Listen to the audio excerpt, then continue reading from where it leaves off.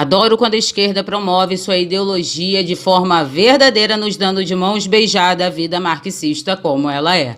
Mas antes de eu começar esse vídeo, eu peço a todos vocês que se inscrevam, compartilhem, dê o seu like, comente. E é isso, galera. Bora pro vídeo, porque hoje tem Manuela Dávila. Manuela Dávila lançou seu novo livro, mais um livro, gente, meu Deus do céu, né? Mas lançou seu novo livro na Faculdade de Educação em Porto Alegre e juntamente estava quem? Maria do Rosário, fazendo palanque para a doutrinação.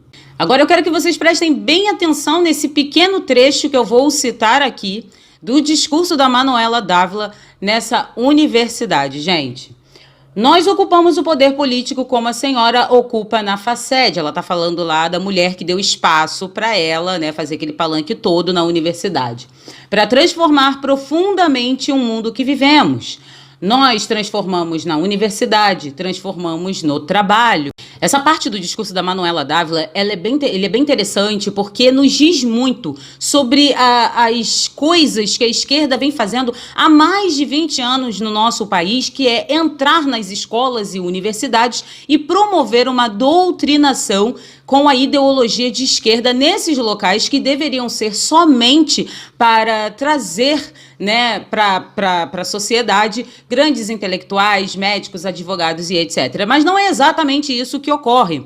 A gente sabe muito bem que dentro de escolas e universidades existe sim uma doutrinação. E quando a gente fala de doutrinação, gente, nós estamos falando, por exemplo, uma professora que vai dar aula de história para seus alunos e ela dar ênfase ao comunismo como se aquilo fosse maravilhoso, sem dizer para seus alunos o que realmente ocorreu.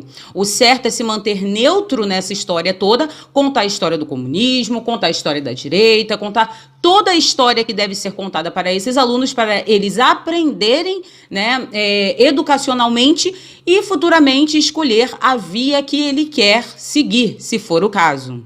E é bem interessante quando a Manuela diz que eles ocuparam esses locais, porque nós devemos entender que, por exemplo, as universidades são locais onde vão sair nossos futuros intelectuais que vão ser inseridos em lugares estratégicos para se fazer a revolução cultural.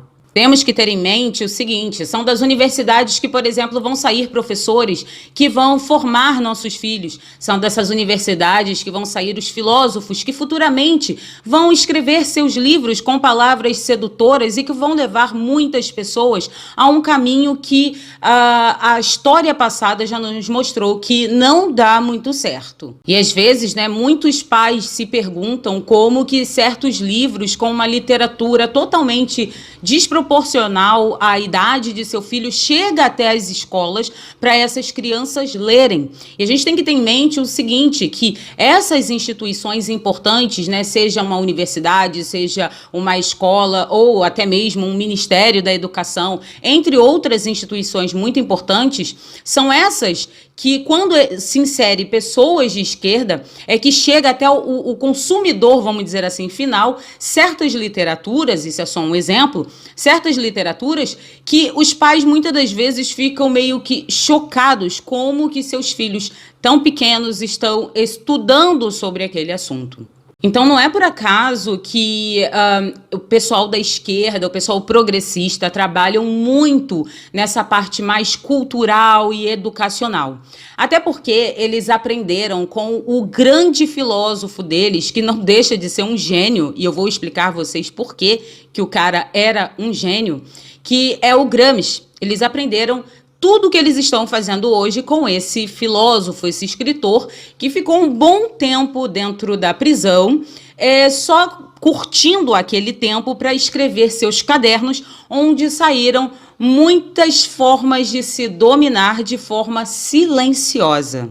Gramsci arquitetou de forma muito inteligente um tipo de colonização intelectual sociocultural, onde hoje muitas pessoas se perguntam como que jovens, né, como crianças, jovens, né, adolescentes, se perderam tanto dentro do nosso país no que diz respeito à cultura, até mesmo à sociedade. E não foi por acaso que isso ocorreu. Tudo isso foi, como eu disse, muito bem arquitetado por esse filósofo da esquerda, e o pessoal seguiu de forma religiosa todos os planos de Gramsci. E isso deu super certo, porque através dessa filosofia de não tomem quartéis, tomem escolas e universidades, eles conseguiram se inserir na educação, na universidade, na música, dentro da sociedade, na cultura como um todo, e hoje nós temos essa bola de neve nas mãos e muitas das vezes pais, até professores ficam meio perdidos no meio desse bolo, sem saber o que fazer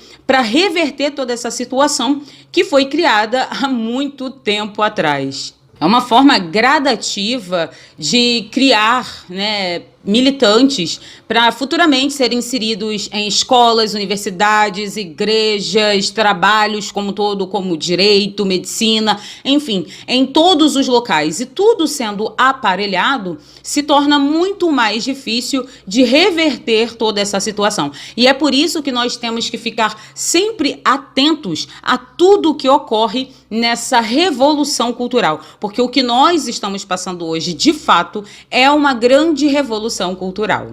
E não é por acaso que os progressistas inserem vários projetos dentro da sociedade. Projetos que levam mulheres a ficar contra homens, projetos que levam a juventude à promiscuidade, projetos que acabam com a música brasileira, levam a música brasileira para um patamar muito baixo. E não é por acaso que isso tudo ocorre.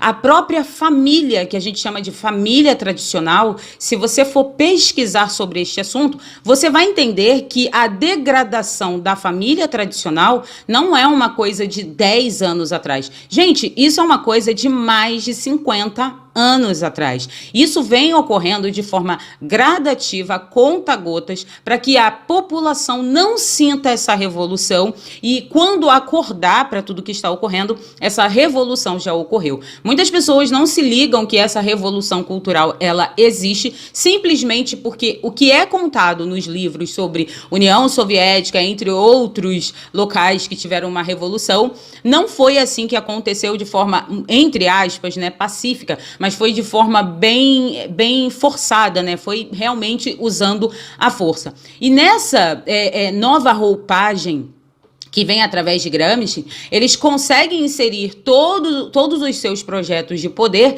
de forma tal que a população em si não consiga sentir todos esses aspectos desse progressismo inserido dentro da nossa sociedade.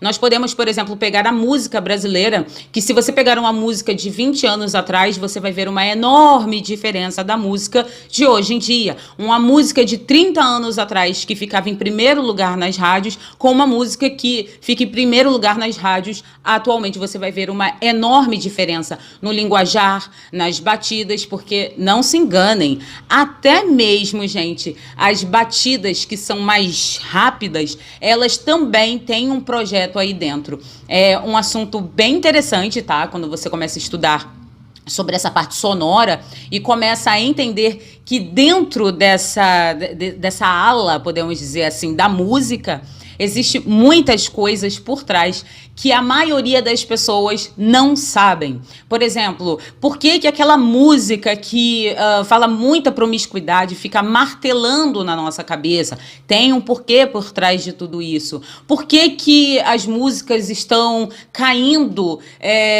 intelectualmente, podemos dizer assim, sabe? As falas, as danças, estão ficando cada vez mais, podemos dizer, mais explícitas. E tudo isso, gente, tem um porquê. Uma dança explícita, ela também promove essa parte explícita, tanto na juventude quanto nas nossas crianças.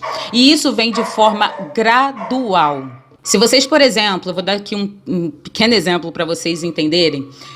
Se vocês pegarem, na nossa época, que tinha a Xuxa como a apresentadora de programa para crianças, se vocês pegarem, tem um vídeo na internet que mostra, eu não sei o nome da música, vou ser bem sincera para vocês, mas tem um programa que ela convida uma pessoa, um cantor internacional, e quando traduziram a música, todo mundo ficou chocado, porque num programa infantil, uma música daquela que não tem nada a ver com criança. Também tem uma capa de disco dessa apresentadora também, onde mostra uma criança, por exemplo, com um fio dental. Enfim, gente, são várias formas que foram inseridas na nossa sociedade e que, incrivelmente, eu sou bem sincera, eu não consigo entender, tá? Eu não estou fazendo aqui um julgamento, eu realmente estou fazendo um questionamento.